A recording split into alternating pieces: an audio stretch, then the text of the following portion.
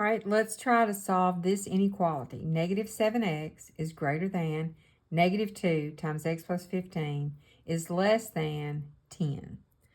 Now, this was a little unusual. Normally, you can go through and you can work these three-part inequalities all in one thing. You just make sure you do the same thing to all three parts. But since there's a variable in two of the parts, but not in a third, it's going to be kind of difficult. So let me show you an easier way. And you can do this to any compound inequality like this.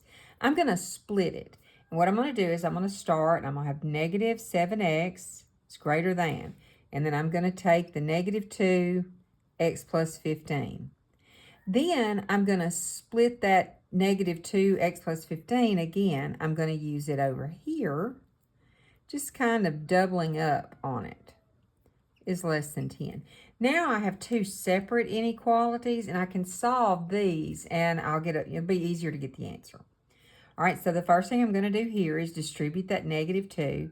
So I'm going to have negative 7x is greater than negative 2x minus, negative times positive is minus 30. Let's go ahead and solve this down so we're not jumping back and forth. Here I've got a 7x. Now you're just using your rules for solving equations.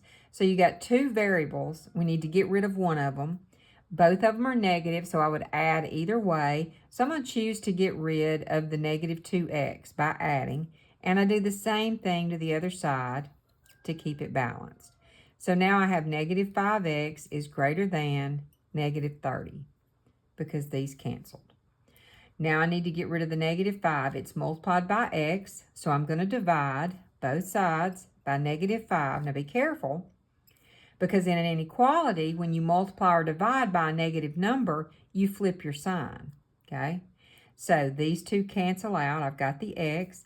Negative 30 over negative 5 is positive 6. So that's the first half of it.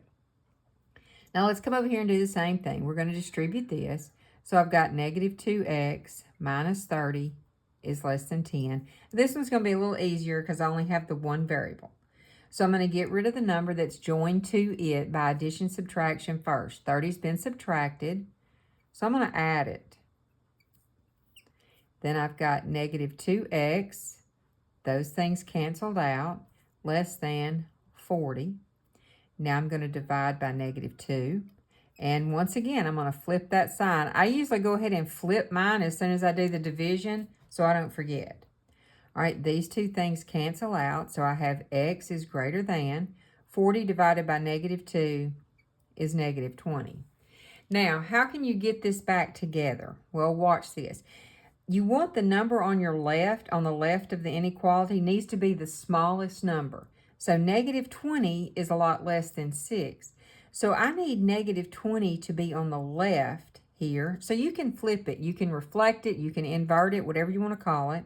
So if I put negative 20 on this side, now when I flip it, I flip the sign. So now it's going to go this way.